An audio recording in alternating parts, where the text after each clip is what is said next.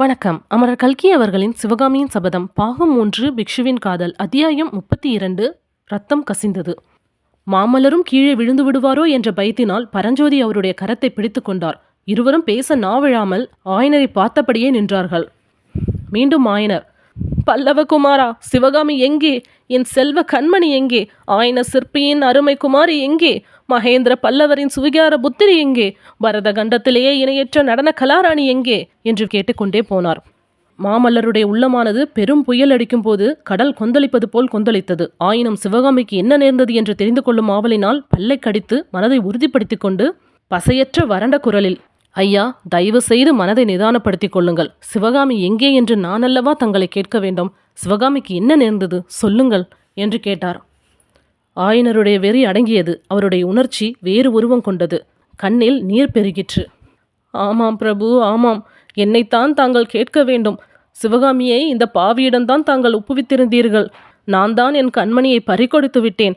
ஐயோ, என் மகளே, பெற்ற தகப்பனே உனக்கு சத்துருவானேனே என்று கதறிய வண்ணம் தலையை குப்புற வைத்துக்கொண்டு விம்மினார்.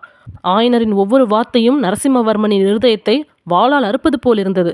சிவகாமி இறந்து போய்விட்டாள் என்றே அவர் தீர்மானித்துக் கொண்டார். பொங்கி வந்த துயரத்துக்கும் ஆத்திரத்துக்கும் இடையே சிவகாமி எப்படி இறந்தாள் என்று தெரிந்து கொள்ளும் ஆவலும் எழுந்தது. ஒருவேளை சலுக்கர்களால் அவளுடைய மரணம் நேர்ந்திருக்கும் என்ற எண்ணம் மின்னலை போல் உதயமாகி அவருடைய உடம்பையும் உள்ளத்தையும் பிளந்தது. மீண்டும் ஒரு பெருமுயற்சி செய்து மனதை திடப்படுத்தி கொண்டார். அதிகார தோணியுடன் கடினமான குரலில், ஆயனரே, மறுமொழி சொல்லிவிட்டு அப்புறம் அழும். சிவகாமி எப்படி இறந்தாள், எப்போது இறந்தாள் என்று கர்ஜித்தார். ஆஹா, என் கண்மணி இறந்து விட்டாளா என்று அலறிக்கொண்டு படுத்திருந்த ஆயனர் எழுந்து நிற்க முயன்றார். அவர் கால் தடுமாறியது. பயங்கரமாக வீறிட்டு கொண்டு தொப்பென்று தரையில் விழுந்தார். இறந்து விட்டாளா என்ற கேள்வியினால் சிவகாமி இறந்து விடவில்லை என்ற உண்மை மாமல்லரின் மனதில் பட்டது. ஆயனர் அப்படி நிற்க முயன்று விழுந்தபோது அவருடைய காலில் ஊனம் என்னும் விவரமும் மாமல்லருக்கு தெரிய வந்தது. இதனால் அவர் கல்லாக செய்து கொண்டிருந்த மனம் கனிந்தது. ஐயா, தங்களுக்கு என்ன என்று கேட்டுக்கொண்டே ஆயனரின் அருகில் வந்து உட்கார்ந்தார். ஐயா, தங்கள் கால் முறிந்திருக்கிறதே, இது எப்படி நேர்ந்தது என்று இரக்கத்துடன் வினவினார். மலையிலிருந்து விழுந்து கால் முறிந்தது. என் கால் முறிந்தால் முறியட்டும். சிவகாமி இறந்து விட்டதாக சொன்னீர்களே, அது உண்மைதானா என்று ஆயனர் கேட்டார். ஐயா, சிவகாமியை பற்றி எனக்கு ஒன்றுமே தெரியாது. போர்க்களத்திலிருந்து நேரே வருகிறேன். நீங்களும் சிவகாமியும் காஞ்சியில் சௌக்கியமாய் இருப்பதாக எண்ணியிருந்தேன். நீங்கள் எப்படி இங்கே வந்தீர்கள்? சிவகாமியை எப்போது பிரிந்தீர்கள்? அவள் இறந்து போய்விடவில்லை அல்லவா என்று மிகவும் அமைதியான குரலில் பேசினார் மாமல்லர். இதற்கு மாறாக அலறும் குரலில், ஐயோ, சிவகாமி இறந்து போயிருந்தால் எவ்வளவோ நன்றாயிருக்குமே என்றார் ஆயனர். ஐயா, சிவகாமிக்கு என்னதான் நேர்ந்தது? ஐயோ, எப்படி அதை சொல்வேன்? எல்லாம் இந்த பாவியினால் வந்த வினைதான். பிரபு, சிவகாமியை சலுக்கர்கள் சிறைப்பிடித்து கொண்டு போய்விட்டார்கள். என்ன என்ன என்று மாமல்லர் கேட்ட தோணியில் உலகத்திலேயே கண்டும் கேட்டுமிராத விபரீதம் நடந்துவிட்டதென்று அவர் எண்ணியது புலனாயிற்று. ஆம் பிரபு, சிறைப்பிடித்து கொண்டு போய்விட்டார்கள். தாங்கள் சலுக்கர்களை தொடர்ந்து போனது பற்றி கேள்விப்பட்ட போது சிவகாமியை விடுவித்து கொண்டு வருவீர்கள் என்று நம்பியிருந்தேன். என்னை ஏமாற்றி விட்டீர்கள்.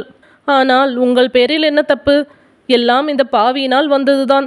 சித்திரம் சிற்பம் என்று பைத்தியம் பிடித்து அலைந்தேன். என் உயிர் சித்திரத்தை, ஜீவ சிற்பத்தை பறிகொடுத்தேன். ஐயோ, என் மகளுக்கு நானே யமனானேன். இவ்வாறெல்லாம் ஆயனர் புலம்பியது மாமல்லரின் காதில் ஏறவே இல்லை. சிவகாமியை சலுக்கர் சிறைப்பிடித்து சென்றார்கள் என்னும் செய்தி ஒன்றுதான் அவர் மனதில் பதிந்திருந்தது. சிறிது நேரம் பிரம்மை பிடித்தவர் போல் உட்கார்ந்திருந்தார். பிறகு தொண்டை கனைத்து கொண்டு மிக மெலிந்த குரலில், சிற்பியாரே, இதெல்லாம் எப்படி நடந்தது? காஞ்சியிலிருந்து நீங்கள் ஏன் கிளம்பினீர்கள்? சிவகாமி எப்படி சிறைப்பட்டாள்? உங்கள் கால் எப்படி உடைந்தது? அடியிலிருந்து எல்லாம் விவரமாக சொல்லுங்கள் என்றார். ஆயனர் அவ்விதமே விவரமாக சொன்னார். தட்டு தடுமாறி இடையிடையே விம்மிக்கொண்டு சொன்னார். மாமல்லர் கேட்டுக்கொண்டிருந்தார். அச்சமயம் உரையிலிருந்து எடுத்த கத்தியை அவர் கையில் வைத்துக் கொண்டிருந்தார். கத்தியின் கூரிய விளிம்பை அவர் இடக்கை விரல்கள் தடவி கொண்டிருந்தன. அவ்வாறு தடவிய போது விரல்களில் சில கீறல்கள் ஏற்பட்டன. அந்த கீறல்களில் கசிந்த ரத்தம் சொட்டு சொட்டாக தரையில் சொட்டி குட்டையாக தேங்கியது. ஹாய் ஃப்ரெண்ட்ஸ், உங்களுக்கு இந்த கதை பிடிச்சினா லைக் பண்ணுங்கள், ஷேர் பண்ணுங்கள், மறக்காமல் சப்ஸ்கிரைப் பண்ணுங்கள். தேங்க்யூ.